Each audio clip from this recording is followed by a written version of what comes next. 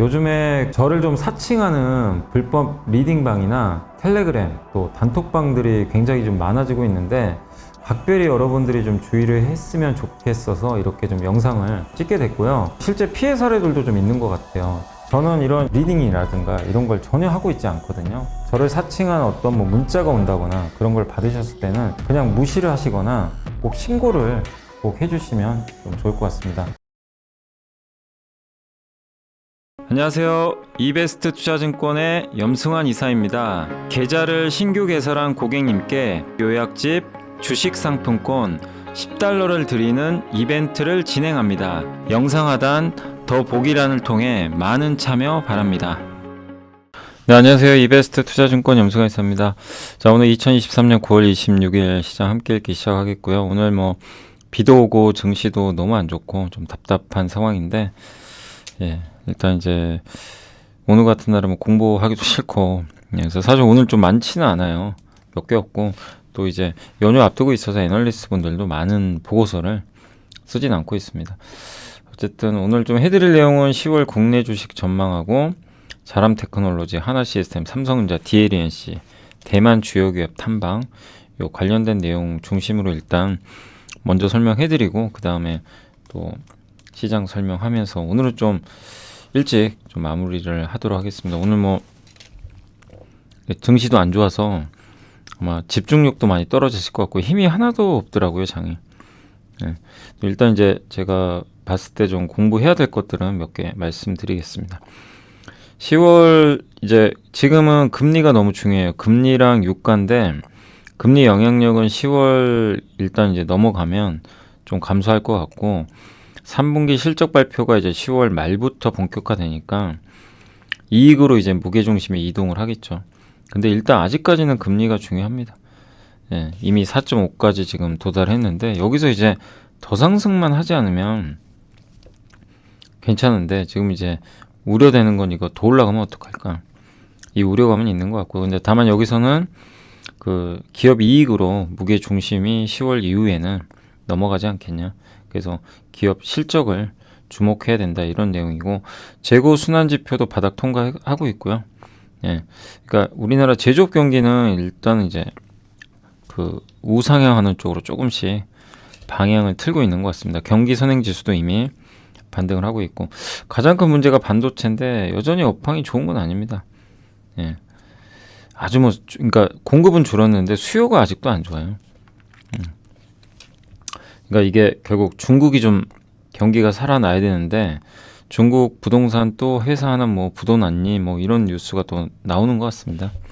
그래서 중국이 바닥은 다져가는데 확실히 나아지는 게 보이진 않는 것 같고 그렇지만 이제 공급은 줄이고 있고 그래서 바닥이라는 데는 큰 이제 의의는 없는데 추세적으로 돌아서느냐 이 부분에 대해서는 좀 논란이 있는 것 같아요. 그러다 보니까 이제 반도체에 대해서도 갈팡질팡하는 거죠. 네, 일단 10월 코스피 밴드는 2,400에서 2,600 보고 있고요. 가치주로 대응하자는 그런 의견입니다. 이 부분은 저도 동의합니다. 당분간은 가치주가 더 유리할 수밖에 없고요. 성장주한테 되게 불리한 위치예요, 지금. 근데 금리가 피크아웃하면 이제 성장주가 더 좋겠지만 아직은 그런 상황은 아니고요. 그 다음에 국제유가가 좀 떨어져야 되는데 우리 한국은 어쩔 수 없이 유가가 비용을 차지하죠. 그러다 보니까 유가 이렇게 올라가게 됐을 때 좋은 경우가 없어요. 작년 8월에 유가 고점 찍고 안정기 이제 들어가고 나서 올해 7월까지 외국인이 20조 샀거든요. 순매수를. 그러니까 이제 유가가 떨어지는 구간에서 외국인들이 들어오는 경우가 많습니다. 근데 지금은 오히려 고유가니까 고유가, 고환율, 고금리 아니 이게 하필 또 이 세 개가 너무 안 좋아요. 한쪽 방향을 가리키니까 이게 다 꺾여야 되는데 그래서 이제 그런 것들이 벌써 한 달 전부터 계속 이어졌죠. 그래서 이제 불편할 수밖에 없다 말씀을 저도 드렸던 거고 이게 이제 정점이 다가오는데 그게 언제냐 이거죠. 10월 중순 정도는 되지 않을까 싶긴 한데 이거 좀 답답하죠 아직도. 그리고 또 연휴 기간에 미국의 그 민주당 공화당이 예산을 합의도 해야 되고 안 되면 또 변동성 커지겠죠. 그래서 지금 좋은 뉴스는 없고 좀 부담되는 이야기들이 계속 나오는데 이런 것들이 근데 결국 지나면 이제 기업의 이익으로 넘어갈 것 같다. 이렇게 보고 있는 것 같습니다. 어쨌든 지금은 가치주 중심으로 좀 보고 유가가 정점 찍고 내려가면 결국 금리도 꺾일 거니까 그때부터는 성장주도 좋을 수 있다. 요 내용입니다. 우리나라 이제 12개월 선행 1년 후에 주당 순이익 전망치거든요. 근데 이렇게 지금 최근에 여기 보시면 파란색 선이 올라오고 있죠. 그러니까 기대감은 있는데 저게 실제로 숫자로 나올지는 두고 봐야 되겠고, 경기 선행지수 이미 터닝했고요. 제조 출하도 이미 어느 정도 바닥은 다지고 있다. 여기가 이제 어느 정도 이제 저점을 좀 나타내는 부분인데 이게 이제 돌아설지는 좀 봐야죠. 그러니까 바닥은 다져가는데 반도체 수요가 아직 없다 보니까 조금 시간은 걸리는 것 같고요. 외국인들은 이제 국제유가 이렇게 떨어졌을 때 파란색 선, 작년 이후로 1년간 지금 주식은 많이 샀습니다. 최근에 이제 유가 또 오르니까 조금 부담이 되는 거죠. 그러니까 조금 더 한 2주 정도는 더 지켜봐야 될 것 같아요. 그러니까 어쨌든 꽉 막힌 답답한 장입니다. 자람테크는 저도 이게 잘 몰랐거든요. 근데 이제 긴 보고서가 나와서 한번 읽어봤어요. 근데 뭐 일단 내용은 괜찮은 것 같더라고요. 읽어보니까 저도 좀 생소했는데, 통신용 폰이라고 아세요? 이게 그 영어로 패시브 옵티컬 네트워크라고 하더라고요. 이게 패시브가 수동이잖아요. 수동 광학 네트워크, 뭐 여기 칩이라고 하는데 이걸 만드는 이제 설계 업체입니다. 그러니까 설계하는 회사예요, 반도체를. 그래서 통신 반도체 XGS라는 용어를 쓰는데 요걸 합쳐서 XGS 폰. 이거를 이제 트랜시버랑 결합을 해가지고 여러 제품들을 만든다고 합니다. 매출 비중은 요건 얼마 안 돼요. XGX는 광 트랜시버, 기가 와이어 뭐 이런 것들이 많은데 핵심은 요거라고 합니다. 그래서 요 공부를 하는 거죠. 그래서 글로벌 반도체 시장 내 비중 2위가 통신용 반도체 기업들이에요. 퀄컴, 미디어텍, 브로드캠, 이런 기업들이 통신 반도체 설계하거든요. 그러니까 통신 시장에 들어가는 그 뭐 스마트폰에 들어간 칩들 있잖아요. 이런 쪽이 이제 대부분 통신 반도체가 많이 들어가는데 이게 시장이 꽤 크고, 자람은 100% RISCV. 이거 혹시 기억나세요? RISCV. 아마 방송 이제 매일 보신 분들은 저거 며칠 전에 어디서 봤는데 하실 거예요. 그건 뭐냐면 암 아시죠? 암. ARM. 지난주에 제가 ARM 한번 보고서 보여드렸잖아요. 영국에. ARM은 이제 그 IP 설계를 하는데 저 RISCV는 뭐냐면은 오픈 소스라서 무료로 사용할 수 있어요. 그러니까 자람이란 기업이 반도체 설계하잖아요. 통신 반도체. 그럼 예를 들면은 기존에는 ARM의 IP를 사와 가지고 반도체 설계해서 만들어서 납품하는 그런 경우가 많죠. 지금도 많고. 근데 RISCV는 무료예요, 무료. 그 무료로 알고 있거든요. 그러니까 퀄컴이 주도하는 걸로 알려져 있는데 ARM 걸 쓰는 게 아니에요. 그러니까 비용을 줄일 수 있겠죠. 그러니까 저 코드를 이용해 가지고 칩을 설계했다고 합니다. 근데 저걸 설계해 가지고 좋은 성능만 뽑아낸다면 상당히 획기적인 거죠. 이제 로열티를 안 줘도 되니까 ARM에 의존할 필요가 없어지는 거죠. 그래서 얼마나 코딩을 잘했을지가 좀 관건이고, 5G 통신은 이제 전파 도달 범위가 좀 짧아가지고요. 이동 중에는 여러 기지국을 옮겨 다니며 통신하는 것이 좀 불가피하다고 합니다. 근데 폰은 이 과정에서 각 기지국 신호가 서로 충돌하지 않게 컨트롤한대요. 기지국끼리 막 충돌할 거 아니에요. 그런 것들을 막아주는 역할을 한다고 합니다. 그래서 인프라 구축 비용도 절감해주고, 여러 개의 기지국을 하나로 또 묶어주기도 한대요.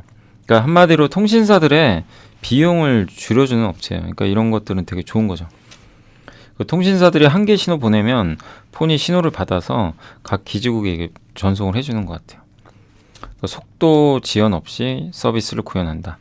그리고 케이블을 설치 안 해도 된다고 합니다. 기지국마다.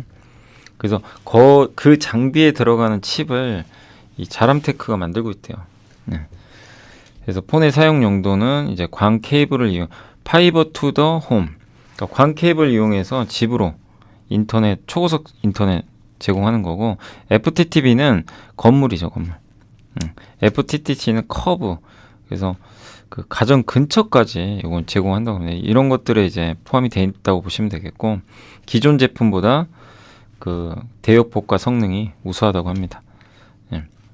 그리고 XSG 폰 같은 경우는 굉장히 이제 고화질, 예, 그리고 용량이 큰 그런 영상들도 고품질의 그러니까 인터넷을 제공을 해주는 거죠. 영상 시대에 딱 맞는 거죠. AT&T는 2020년 3월부터 요거를 배포했다고 합니다. 근데 잘하면 이제 이런 데 들어가는 그 반도체 칩을 납품하고 있다. 이렇게 보시면 되겠고, 관련 제품 중에 유일하게 이제 일체형으로 만들었나 봐요. 예. 그래서 이 광 트랜시버, 예, 광 트랜시버와 일체형으로, 예, 제작되어서 스틱 형태로 공급 중에 있다. 이렇게 보시면 좀 좋을 것 같고, 그 다음 글로벌 통신사들이 채택할 니즈가 좀 존재한다. 예, 그런 부분 때문에. 그러니까 이제 비용을 또 줄여줄 수도 있겠죠. 간편하고. 참고로 이제 여기 광 트랜시버는 이제 뭐 전기 신호를 이제 어떻게 이 네트워크가 받아들일 수 있는 그런 신호로 바꿔준다고 하는데, 그러니까 아무튼 이제 신호를 바꿔주는 그런 이제 장치라고 보시면 좋겠어요. 반드시 이제 통신 할 때 꼭 필요한 그런 이제 장비라고 보시면 좋을 것 같아요. 그리고 폰 시장은 이제 글로벌 전체 광대역 통신망 구축 설비 투자 65% 차지하면서 성장하고 있고요. 노키아가 이쪽 시장에서 1위라고 하고요. 화웨이가 2위. 핀란드 발루가 노키아 쪽에 26년까지 30개 도시에 연결하기 위한 요 XGS 폰을 도입하기로 했다고 합니다. 자람테크가 RISC V코어를 적용하는 것은 이제 무료로 쓴다 그랬잖아요. 저거를 설계 자유도도 높고, 왜냐면 암에 의존을 안 해도 되기 때문에. 예. 자람의 폰 SoC는 또 전력 소비량도 적다고 합니다. 그러니까 비용을 절감해 주는 데 있어서 상당히 좋고요. 여기 설명돼 있죠. 2010년 미국에서 개발된 RISC 아키텍처인데 암에 대응하기 위한 목적으로 고안됐다. 무료. 예. 그래서 이 통신용 칩 쪽에 좀 약간 이런 부분들이 많이 쓰이고 있지 않나 이렇게 보고 있는 것 같고요. 여기 광 트랜시버 안 그래도 설명돼 있네요. 전기 신호를 이제 광 신호로 바꿔준다. 예. 통신에 쓰일 수 있게. 또 한 가지 기가 와이어라고 있는데, 우리 이제 한국은 초고속 인터넷망이 엄청 잘 깔려 있잖아요.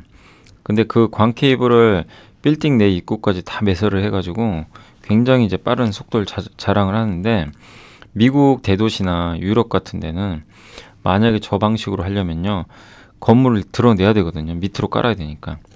특히 유럽 같은 경우 유적 같은 게 많죠. 막 건물 외관도 되게 중요하게 생각하고, 그거를 뭐 해체할 수도 없잖아요. 그래서 기가 와이어를 쓴다고 합니다. 예. 그러니까 기가 와이어 같은 경우는 건물 내에 이미 전화선이나 구리선 같은 게 들어가 있잖아요. 이미 건물. 그거를 활용해서 초고속 인터넷을 제공합니다. 그러니까 굳이 드러낼 필요가 없는 거죠. 그러니까 우리 한국은 건물을, 그러니까 그런 이제 이 땅에다가 뭐 아니면 건물 입구 쪽에다가 광 케이블을 딱 넣어가지고 했던 거고, 미국이나 유럽은 이제 이런 게 좀 힘들다 보니까 기가 와이어를 채택해서 기존의 전화선에 그냥 연결한다. 그래서 그걸 통해서 좀 빠르게 인터넷 할 수 있는 그런 것 같습니다. 국내 팹리스 업체가 이제 글로벌 고객 주문형 반도체 개발 수주한 거는 받을 것으로 기대된 사례는 자람테크가 또 처음이라고 하고 있고요. 예. 기존에 이제 칩을 파운드리의 디자인 서비스 이제 제조할 수 있게 설계도를 바꿔주는 거죠. 그 정도인데, 이렇게 설계부터 칩 공급까지 턴키로 하는 경우는 전례가 없다고 합니다. 그만큼 이제 이 회사 기술력에 대해서 높게 평가하고 있다라고 보시면 좋겠습니다. 23년 7월 글로벌 A사와 XGS 폰 공급 계약을 맺었고요. 향후 3년간 매출을 인식한다고 합니다.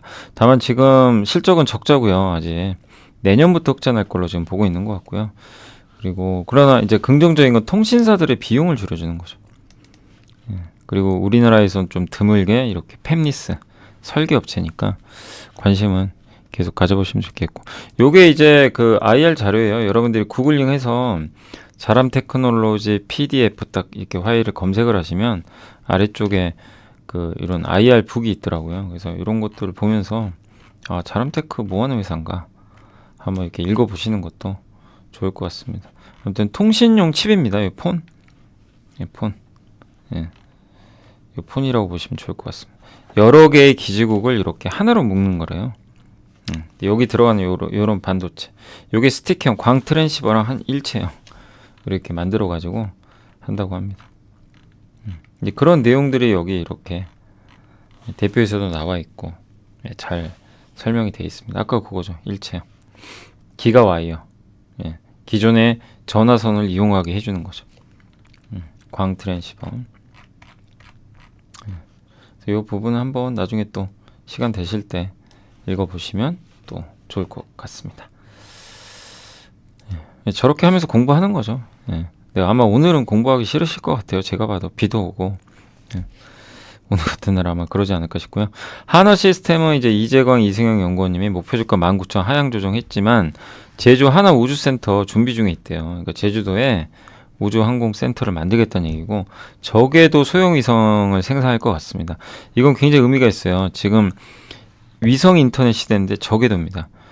그러니까 미국의 스페이스X, 그다음 원앱 영국의 아마존, 카이퍼 프로젝트 다 적에도거든요. 이게 앞으로 대세가 되겠죠. 이미 스타링크 이제 스페이스X는 엄청난 위성을 띄워놨죠.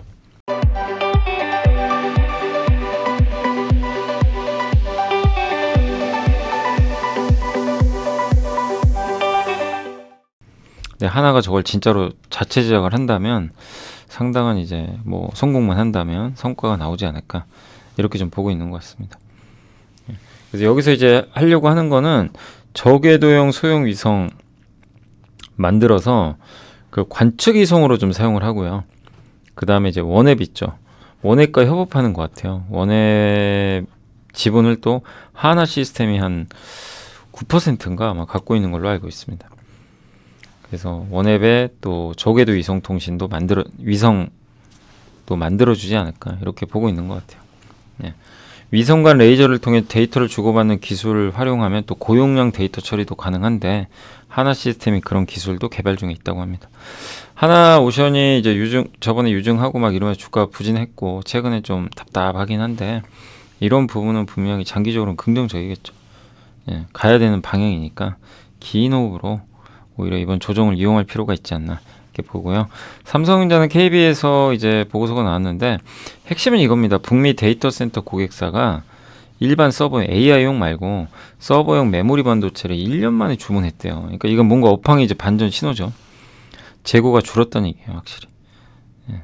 그래서 메모리 반도체 재고가 지금 16주에서 9월 현재 8주까지로 정상 수준에 진입을 하고 있습니다. 그리고 그동안은 HBM만 이제 집중이 됐다면 이제는 일반 서버까지 수요가 확대되고 있는 것도 긍정적이고요. 3분기부터 삼성전자가 감산을 더 늘릴 것 같아요. 그래서 D램은 20에서 30, 낸드는 30에서 40 저렇게 감산을 계속해버리면요 공급 확 줄어버려요. 그래서 결국 업황 돌아섭니다. 예, 저거를 누군가가 갑자기 들어와가지고 삼성전자 재고 축소한 만큼 누가 만들어버리겠다 이러면 의미가 없는 거죠. 근데 반도체는 그런 게 아니잖아요. 예, 과점 형태니까. 예, 그리고 북미 4대 데이터 센터 업체들도 반도체 재고 조정 막바지 단계다 이렇게 좀 나오고 있는 것 같고 예, 그래서 삼성전자한테는 결국 시간이 조금만 지나면 굉장히 유리한 구도가 펼쳐질 가능성이 있는 것 같습니다. 그리고 내년에 HBM 생산 능력 2배 이상으로 하고 있고, 예. 뭐 AMD도 이 시장 진출하겠죠.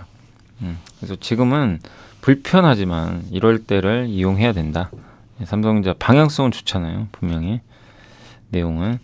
자, 그리고 KB증권 장문주 연구원님 DLNC 목표주가 46,000원 좀 하향은 했지만 핵심 뭐냐면은 이게 핵심이에요. 원가율이 떨어지고 있나 봐요, 안정화.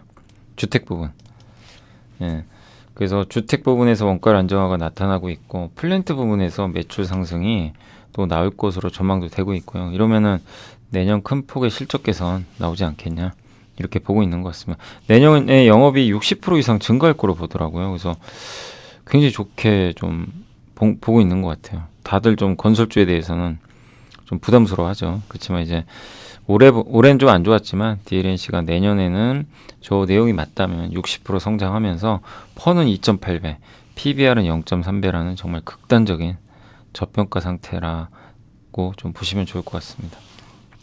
그래서 해외 수주 좀 잘 되고 국내 이런 이제 실적만 좀 더 긍정적이라면 당연히 뭐 DLNC도 좋지 않을까 이렇게 보고 있는데 다만 시장은 아직까지 건설주에 대해서는 좀 보수적으로 보고 있어서 시간은 걸릴 것 같고요. 너무 과학할 정도로 주가가 할인받고 있죠. 그래서 내년 실적 보시면서 버티는 구간 같습니다. 왜냐 더 뭐 나쁠 것도 별로 없는 것 같고 현금은 많고 이 회사가 이익은 늘어날 예정이고 요 조건들이 계속 맞는다면 주가는 좀 부활하지 않을까. 다만 그 시기는 뭐 아직은 알 수 없는 것 같습니다. 자, 그리고 이제 그 대만 주요 7개 기업 탐방인데, 대만은 7개 IT 기업들이 있어요. 미디어텍은 스마트폰이나 팹리스. 예. 요 관련된 좀 기업이라고 좀 보시면 좋을 것 같고, 중화권 그 스마트폰 수요는 변곡점에 도달했다. 여기 미디어텍 퀄컴 같은 회사예요. 반도체 칩 만들어주는. 예. 근데 칩을 설계만 하죠. 그래서 스마트폰 재고 조정 시작됐고, 재고 일수 피크였던 구간이 4개월인데 지금은 재고가 2개월 내외로 줄었다고 합니다. 또 3분기 스마트폰 실적이 다른 거에 대비해서 나을 거라고 일단 하고 있고요. 스마트폰 수요는 회복기에 진입했다. 굉장히 좋은 얘기죠. 그러니까 스마트폰 좀 좋아지고 있다는 거예요. 에이스피드는 서버 업체예요. 서버 관련주인데, 예, 센서를 BMC라고 하거든요. 센서를 이용해서 컴퓨터 서버 등의 하드웨어 장치 있죠. 이런 컴퓨터 여기서 데이터를 수집을 하고, 이거 어떤 뭐 문제가 생기거나 이럴 때는 관리자한테 통보를 하는. 그러니까 이제 평소에는 돌아가다가 뭔가 문제가 생겼다 그러면 이제 통보를 해주는 그런 좀 장치라고 보시면 되겠습니다.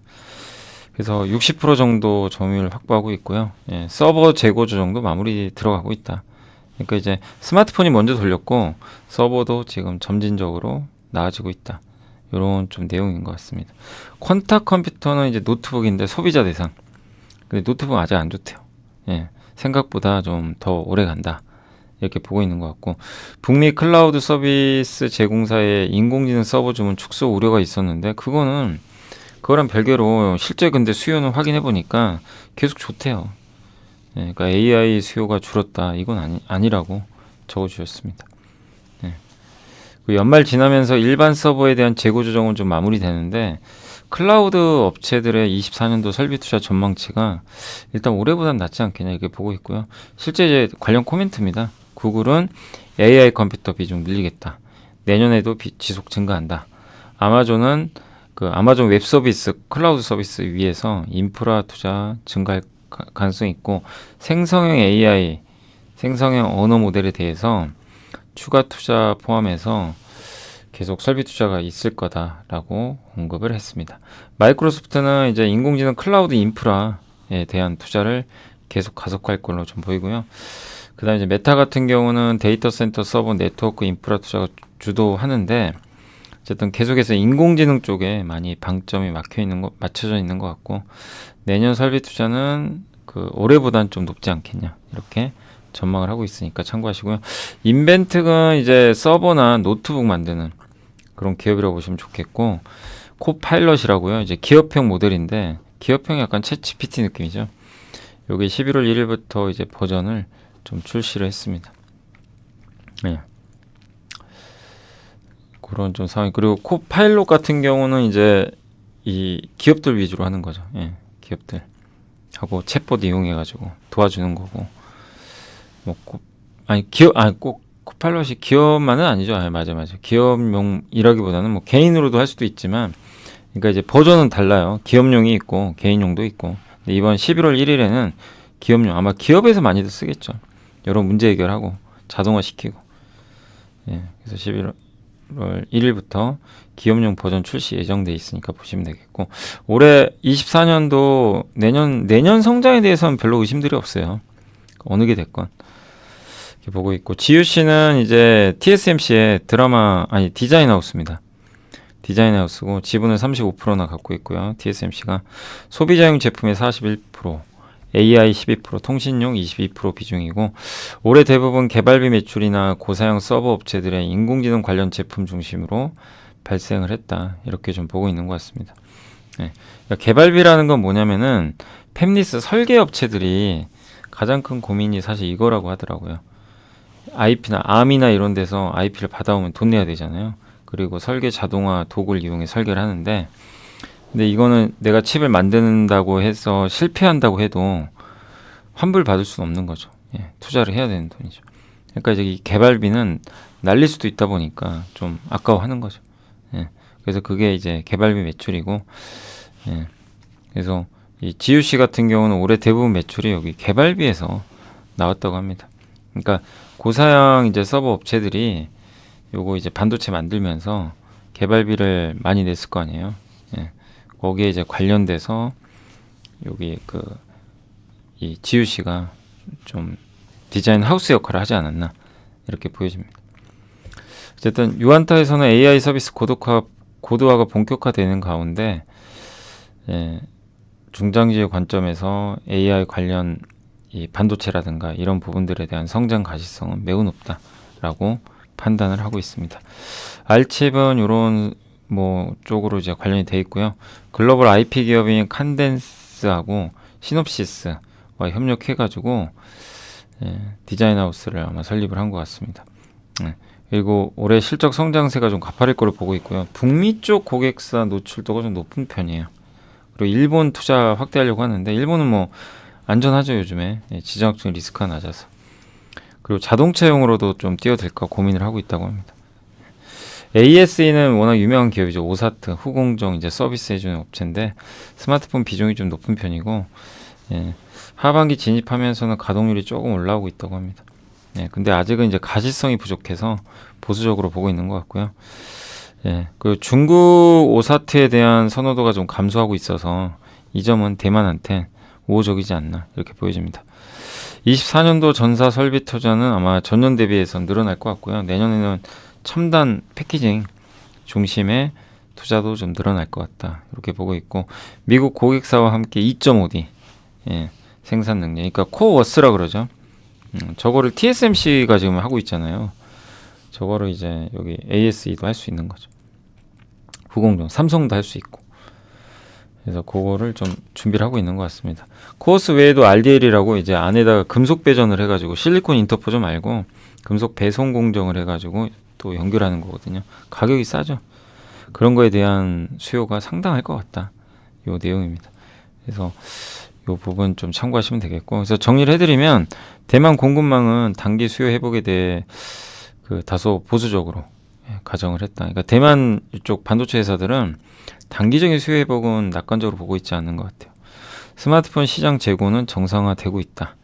PC 시장은 효과가 좀 제한적일 것 같다. 연말까지 재고 조정. 북미 서버 시장도 일단 이제 재고 조정이 좀 진행 중이고, 미국의 빅테크 포겠죠. 클라우드 기업. 여기는 조금 설비 투자를 다소 보수적으로 접근하고 있다라는 거 참고하시면 좋겠습니다. 중화권 고객 재고는 이미 정상 수준이라고 하고 있고요. 그래서 메모리 업종 비중 확대 의견이고 눈높이는 좀 낮춰야 되지만 오히려 낮았기 때문에 내년이 더 편해요. 내년 좋을 일밖에 안 남은 거죠. 그래서 메모리 감산 어쨌든 시작했고 가격 상승 기대감 유효하고요. 그리고 여기서 수요만 조금 증가해주면 탄력적인 주가 상승도 충분히 나올 수 있습니다. 아직은 좀 수요가 부진하고요. 24년 상반기부터 AI 시장이 이제 훈련 단계 넘어서 추론 단계로 간다고 합니다. 훈련만 하는 게 아니라. 그래서 기업형 AI 솔루션 같은 경우 이제 수요가 연초 대비 계속 높잖아요. 그래서 ASIC, GPU 수요가 이게 ASIC는 주문형 반도체입니다. 수요가 가파르게 증가하지 않을까라고 전망을 해줬습니다. 그래서 좋긴 할 텐데 다만 이제 여기 유안타에서 언급한 건 뭐냐면은 내년이 그림이 좋잖아요. 그래서 전공정을 투자하자는 얘기예요. 반도체 중에서 전공정, 후공정 말고. 후공정은 좋은데 이미 주가에 반영이 됐다. 이렇게 보고 있는 것 같습니다. 약간 그 차이는 있어요. 그래서 한번 고민을 해보시고, 저는 이번에 어쨌든 지금 다 조정 받으니까 후공정에서도 진짜 알짜 기업이 있으면 이번 기회에 담는 것도 괜찮다고 생각하고요. 다만 지금 편한 거는 이쪽이에요.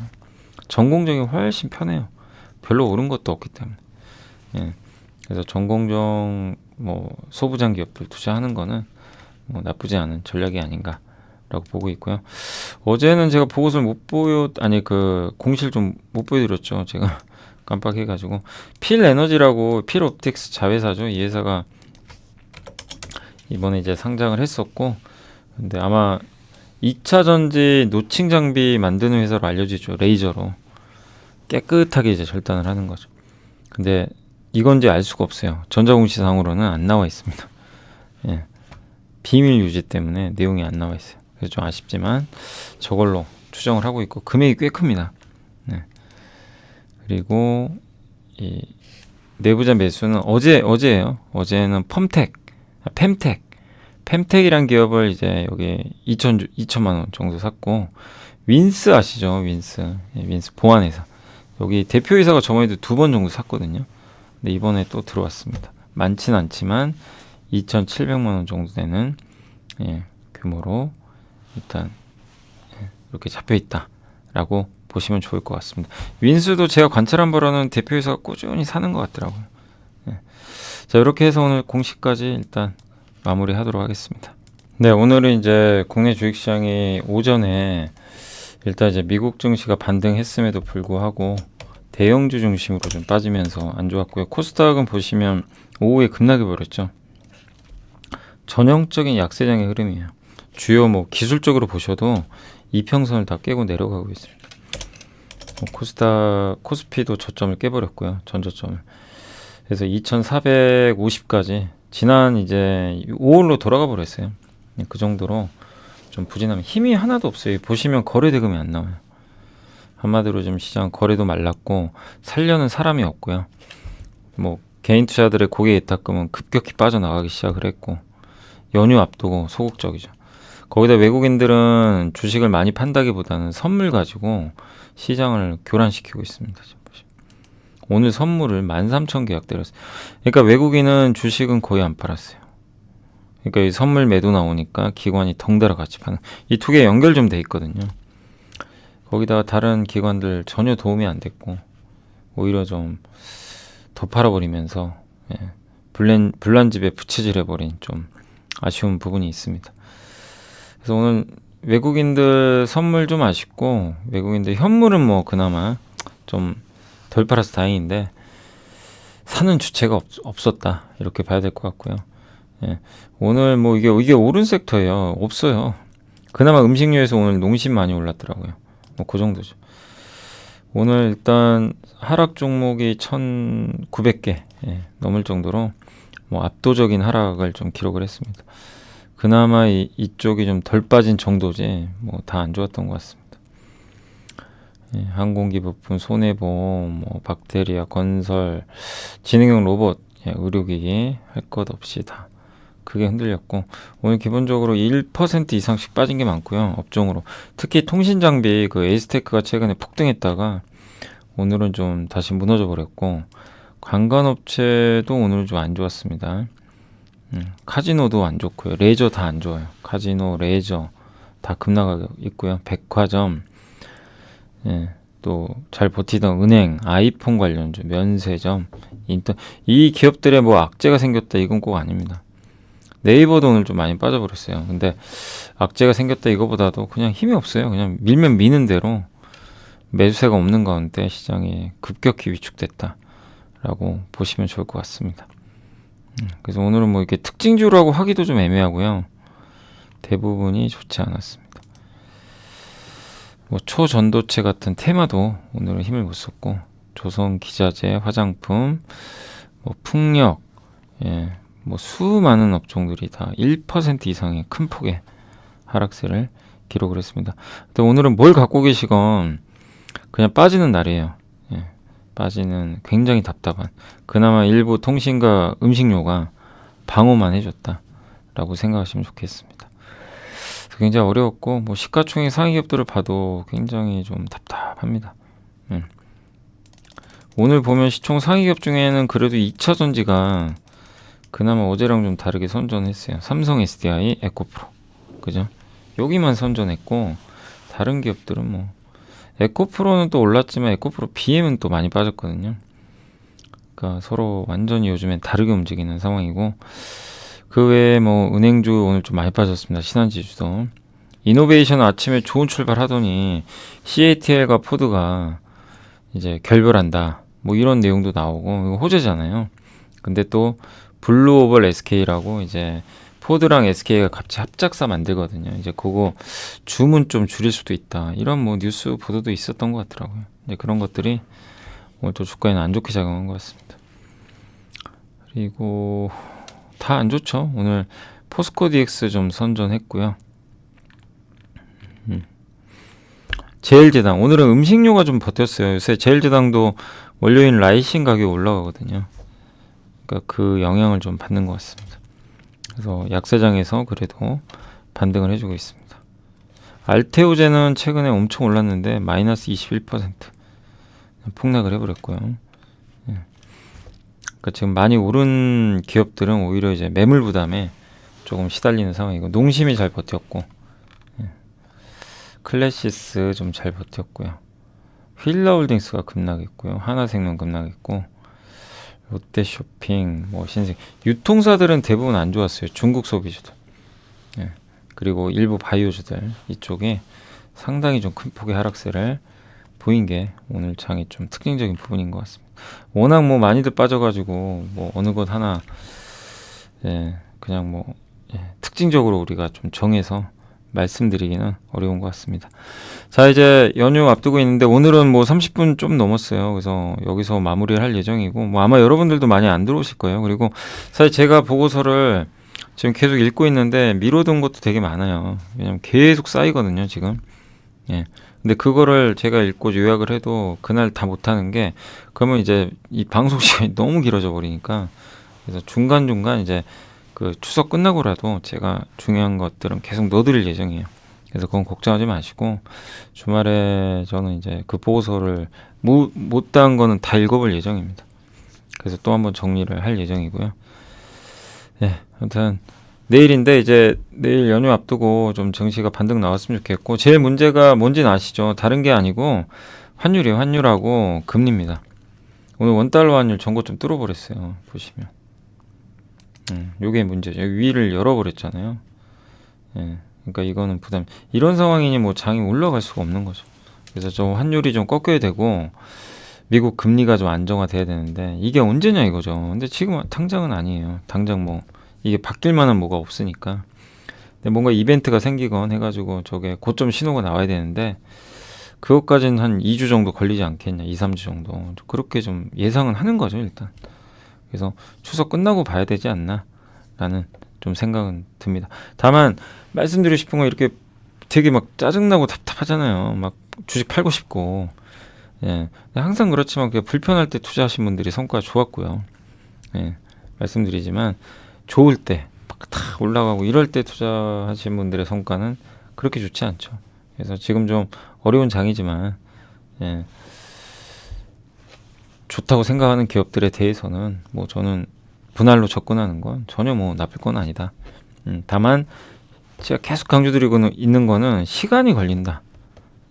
시간을 갖고 하셔야 돼요. 바로 못 갑니다. V자 반등이 안 나오니까 이걸 바라지만 쉽지 않다는 거죠. 당장. 그러니까 그거를 염두에 두셔서 여유 가지고 하시면 좋겠고, 이런 이제 어느 정도 금리 고점 신호가 나오면 시장은 또 분위기 바뀌어서 위를 향해 또 갈 겁니다. 근데 그게 사인이 나올 때까지 조금 더 기다려 주시면 좀 좋을 것 같습니다. 그래서 좀 힘드시더라도 계속 좀 공부하시고 고민하셔가지고, 요새 제가 글로벌 기업들도 많이 소개해드리니까 아이디어, 우리가 암이란 기업을 좀 공부하니까 아까 자람 테크놀로지, 이제 RISC-V, 요게 뭔지 알고 있잖아요. 공부를 해보신 분들은 그 연결이 돼요, 다. 그래서 어느 것 하나 연결 안 된 게 없으니까 천천히 뭐 한국, 미국, 일본 기업 뭐 이런 것들도 꾸준히 공부해 나가시면 나중엔 정말 좋은 성과 저는 분명히 나리라고 생각을 합니다. 얼마나 숱한 기회들이 오겠어요. 앞으로 여러분들 이제 살아갈 날이 훨씬 많으시잖아요, 당연히. 그러니까 그 상태에서 앞으로 급락장, 급등장도 수천 번 보겠죠. 그럴 때마다 이런 걸 통해서 경험도 하시면서 앞으로 뭐가 좋아질지 끊임없이 공부하면서 기회를 포착하시면 저는 또 어느 시점에선 여러분들한테 좋은 결과가 도출될 시기가 언젠간 오리라고 생각합니다. 왜냐하면 많은 시간들이 남아있기 때문에. 근데 준비를 하신 분이 그걸 얻어가는 거지, 그냥 뭐 안 된다고 포기하시고 그냥 남의 얘기나 조금 듣고 이거는 안 된다는 거죠. 그래서 기회가 많으니까 계속 그 시장에 머무시면서 잘 고민해 보시면 좋을 것 같습니다. 자, 내일은 제가 오전에 그 다른 좀 일정도 좀 있고 그래가지고 라이브는 내일은 없고요. 제가 그 추석 끝나고 추석 끝나자마자 수요일이더라고요. 그래서 그 다음 주에 라이브를 할 테니까 내일은 이제 여기 녹화 방송으로 찾아뵙겠습니다. 자, 아무튼 오늘 고생하셨고 또 내일 뵙도록 하겠습니다. 네, 감사합니다. 안녕하세요. 이베스트 투자증권의 염승환 이사입니다. 계좌를 신규 개설한 고객님께 요약집 주식 상품권 $10를 드리는 이벤트를 진행합니다. 영상 하단 더 보기란을 통해 많은 참여 바랍니다.